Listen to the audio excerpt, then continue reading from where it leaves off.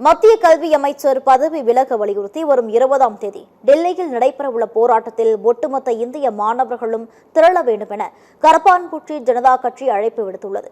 NEET தேர்வு முறைகேடுகள் மற்றும் வினாத்தாள் கசிவு விவகாரத்தை கண்டித்து மத்திய கல்வி அமைச்சர் தர்மேந்திர பிரதான் உடனடியாக பதவி விலக வலியுறுத்தி பெங்களூருவில் காக்ரோச் ஜனதா கட்சி சார்பில் போராட்டம் நடைபெற்றது.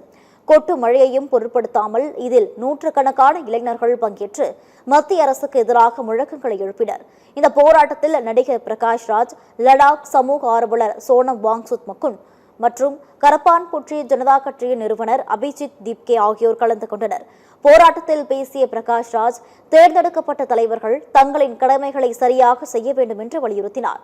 இளைஞர்கள் தங்களின் எதிர்காலத்திற்காக போராட்டத்தை கையில் எடுத்துவிட்டார்கள் என்று கூறிய அவர், ஓய்வு பெறும் வயதை தாண்டியும் நாட்டை ஆண்டு கொண்டிருக்கும் அங்கிள்கள் ஆண்டிகள் அனைவரும் இங்கிருந்து கிளம்புகள், இளைஞர்கள் தங்களின் கனவுகளுக்காக போராடுகிறார்கள் என்று பேசினார்.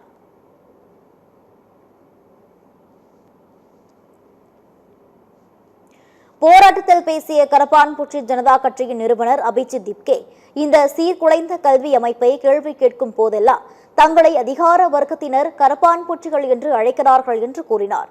வருங்காலத்தில் மருத்துவர்களாகி பல உயிர்களை காப்பாற்ற வேண்டிய லட்சக்கணக்கான மாணவர்களின் எதிர்காலம் இந்த வினாத்தாள் கசிவால் பாழாக்கப்பட்டுள்ளது என்று அவர் குற்றம் சாட்டினார்.